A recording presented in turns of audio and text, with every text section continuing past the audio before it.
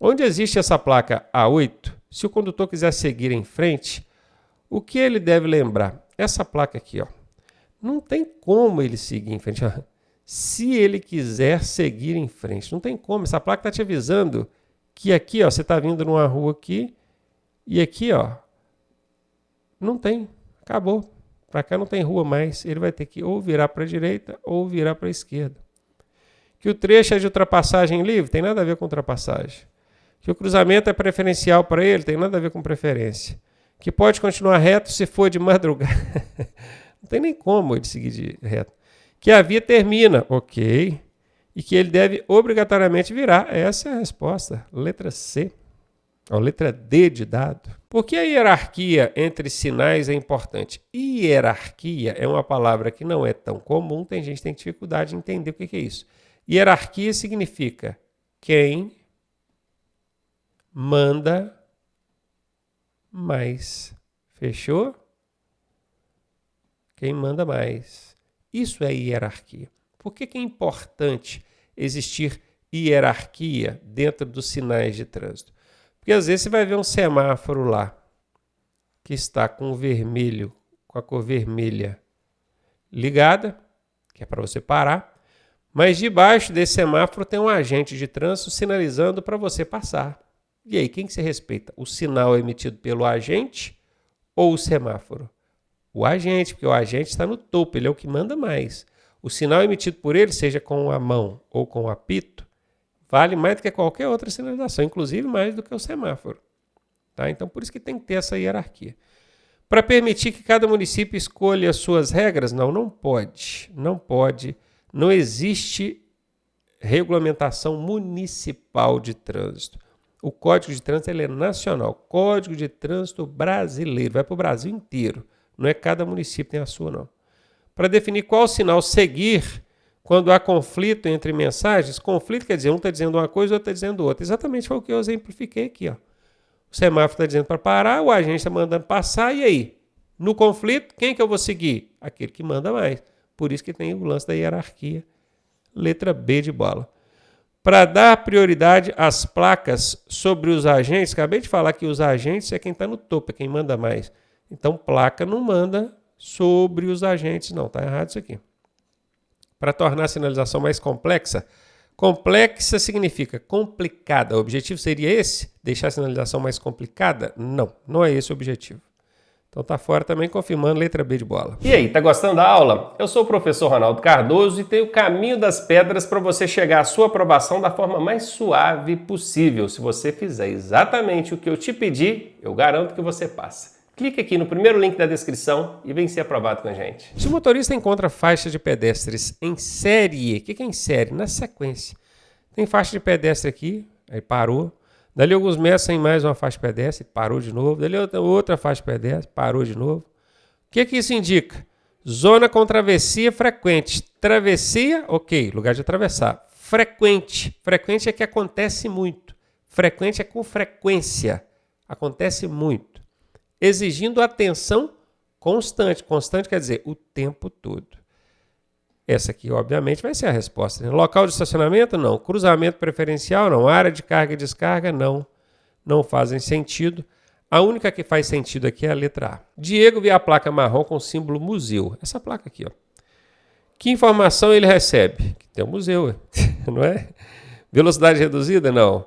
Local turístico ou cultural. Atrativo turístico, cultural, isso aí. Essas placas marrons, elas têm esse objetivo de te orientar em relação a atrativos turísticos e culturais. Letra B de bola é a resposta. É correto parar ou estacionar? Presta atenção, ó. Parar ou estacionar. Na esquina, a menos de 5 metros do cruzamento? Não, não é correto. Aqui diz que sim, aqui diz que sim, aqui diz que sim e aqui diz que não. Qual técnica eu vou utilizar para chutar aqui? A técnica da ovelha negra. Você conhecia essa? Boa, né? Pois é, não é nova não, ela é antiga. Ovelha negra. Tá todo mundo dizendo uma coisa, só um dizendo outra coisa. Quando aparece uma ovelha negra dentre as alternativas, você vê que eu nem li a alternativa toda, não, só li o início aqui, para identificar a ovelha negra. É 80% de chance dela ser a resposta. Vamos ver se é? Vamos lá. Sim, se deixar alguém dentro. Não, não pode. O fato de ter alguém dentro do carro não te autoriza a parar o estacionamento de 5 metros da esquina. Sim, se ligar o pisca-alerta. Mentira. Apesar dos motoristas fazerem isso, ligar o pisca-alerta achando que assim o guarda não vai multar. Se o guarda quiser, ele vai aplicar 2 multas. Uma para o estacionamento de 5 metros da esquina e outra para ligar o pisca-alerta de forma indevida. Não, isso esconde o carro e aumenta o risco de batida. Esse batida aqui, gente, colisão. Batida ficou bem ralezão no meu vocabulário aqui, mas é o jeito que a CNH do Brasil colocou aí pra gente. Essa é a resposta. Sim, se for rapidinho, não pode. Letra C mesmo a resposta. A ovelha negra aqui funcionou. Qual condição caracteriza crime? Crime é diferente de infração. Infração da multa, crime da cadeia. Presta atenção nisso. Qual condição caracteriza crime de trânsito em razão da condução de veículos sob influência de álcool? É porque beber e dirigir até, se tiver, né, vamos colocar, deu qualquer índice, mas não chegou em 0,34, que quando chega aqui, é crime. Só para o bafômetro aí, fulano, o etilômetro, deu 0,34, é crime. Mas até o 0,3, vamos supor que deu lá 0,33. Então, até aqui, seria só multa. Infração e multa. É uma multa gravíssima, vezes 10, da suspensão da carteira por 1 ano, mas é problema. Prestou atenção nisso aqui? Até 0,33, multa e suspensão da carteira. 0,34, dá multa, suspensão da carteira e cadeia. Só com laudo médico, só é casca de banana. Apenas se houver sinistro, apenas é casca de banana. Olha o tamanho dessa alternativa. Vou até ler a última aqui. Qualquer valor no aparelho. Não é qualquer valor, não. É só quando der 0,34 para frente. Qualquer também é casca de banana, já eliminei. Só usando o macete da casca de banana, a gente já eliminou. E aqui ainda dá para usar um outro macete, né, que é o do elefantinho. Alternativa curta. Alternativa gigantesca essa. Quando tem um elefantinho assim, cara, é 80% de chance dele ser a resposta. Sem ler a pergunta, só bater no olho nas alternativas, a gente já iria nessa. Mas vamos ler, essa aqui é a resposta, vamos ler. O crime se caracteriza pela capacidade psicomotora alterada, concordo, devido à influência de álcool, ok. Constatada por concentração igual ou superior a 0,3 miligrama. Professor, por que aqui o senhor falou 0,34 e aqui falou 0,3? É porque aqui o Detran considerou, já descontando a margem de erro, porque o etilômetro, o bafômetro, ele tem uma margem de erro, preste bem atenção nessa aula aqui, hein? Não é tolerância, a tolerância para dirigir é 0. Mas o bafômetro ele pode errar na medição dele. E feito vários testes ali, eles observaram que o máximo que ele erra é 0,04. Então isso aqui é margem de erro, O que aconteceu? Eles tiraram esse, se você pegar 0,34, que foi o que eu coloquei aqui, e subtrair pela margem de erro, vai ficar o quê? 0,3, que é isso aqui, 0,3. Viu? Então, eu coloquei aqui o índice registrado no etilômetro. Aqui o Detran colocou o índice considerado, que já é descontando a margem de erro. Professor, isso na hora da prova não vai me enrolar, não. Lê a questão, lê a alternativa e faça a sua análise. Pode ser que vai ter hora o Detran vai perguntar com o índice aqui já incluindo a margem de erro. Outra hora descontando a margem de erro. Então tem que ler. 0,3 mg de álcool por litro de ar alveolar. O que é ar alveolar? Que vem dos alvéolos pulmonares. Alveolar, alvéolo pulmonares. Vem dentro do pulmão. Não é o ar que está na boca, é o pulmão. Por isso tem que encher o peito e soprar aquilo ali por 5 segundos. Aonde? No bafômetro. Ou pode ser constatado também por sinais que indiquem essa alteração. Perceba que é sinais no plural. Então, se na sua prova perguntar, que sinais são esses? Fala arrastada, andar cambaleante, a pessoa com as vestes desalinhadas, hálito etílico, tem cheiro de álcool na hora que ela fala, são sinais. Então, se não tem ali um bafômetro, mas o policial consegue, por meio desses sinais, perceber que a pessoa está sob efeito de álcool, ela também pode enquadrá-la aí. Então, letra C é a resposta, tá? Mini aula aí. Por que pequenas atitudes no trânsito são importantes? Pequenas e grandes também, né, gente? Mas pequenas atitudes são importantes? São importantes também. Porque deixam o trajeto mais rápido? Talvez. Se todo mundo respeita, anda na mão de direção, direitinho, evita de ultrapassar em local proibido, respeita o limite de velocidade, não estaciona nem para em local proibido, faz sentido. Porque evitam qualquer multa, qualquer é casca de banana. Quem estuda com a gente sabe que onde tem uma casca de banana é 90% de chance dessa alternativa ser errada. Porque garantem preferência sempre é casca de banana. Onde tem casca de banana, a gente elimina. Porque tornam o condutor mais responsável.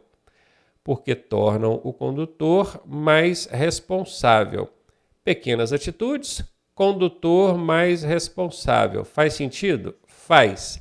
E aí, professor, marco a A ou a D? Técnica do elefantinho. Você é nosso aluno? Já sabe. Marca sempre a maior. Qual que é a maior? Essa aqui, ó. Onde tem a maior eu chamo de elefantinho. O elefantinho é grandão, não é? E é 80% de chance do elefantinho ser a resposta. 80% de chance.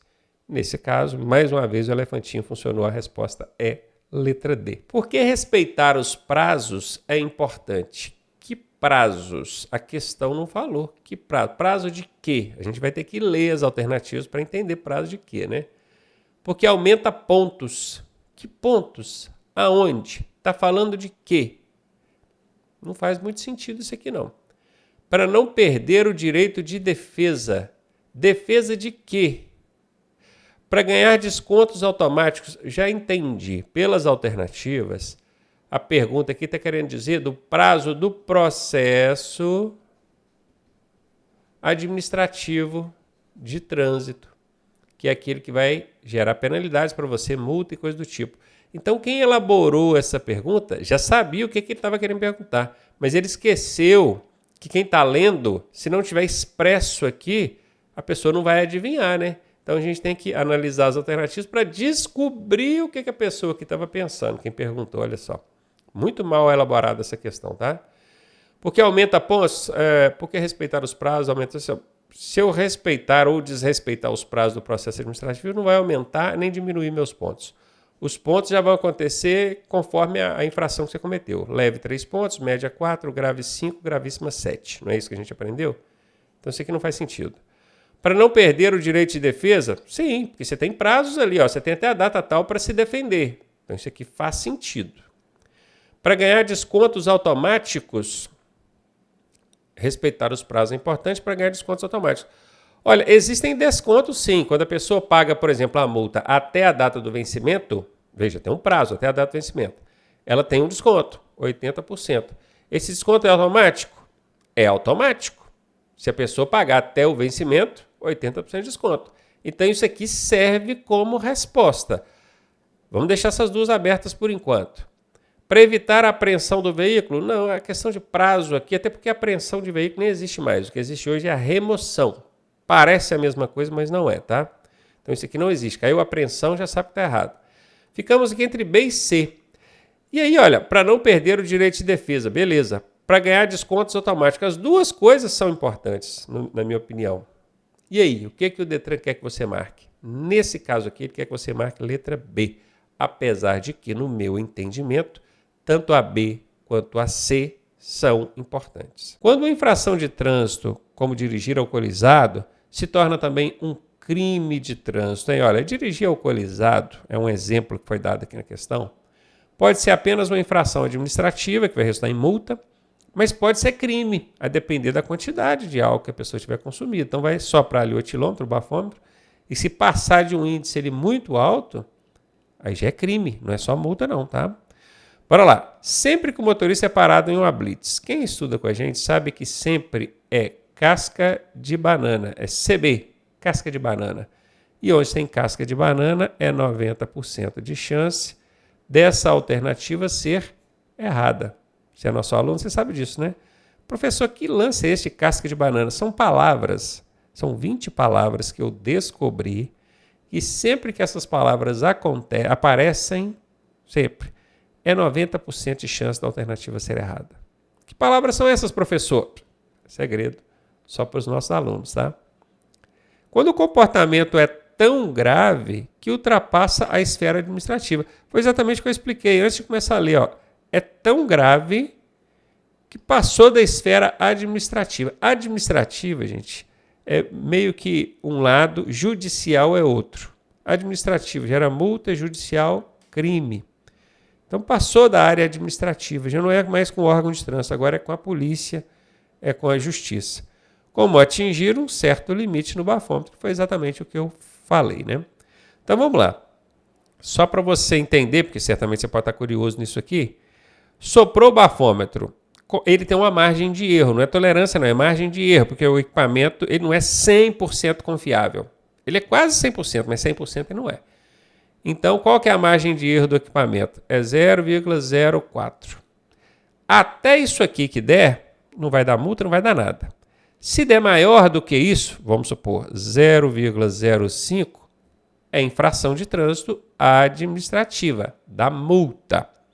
Mas se der 0,34, olha que é bem maior do que esse de cima aqui, né?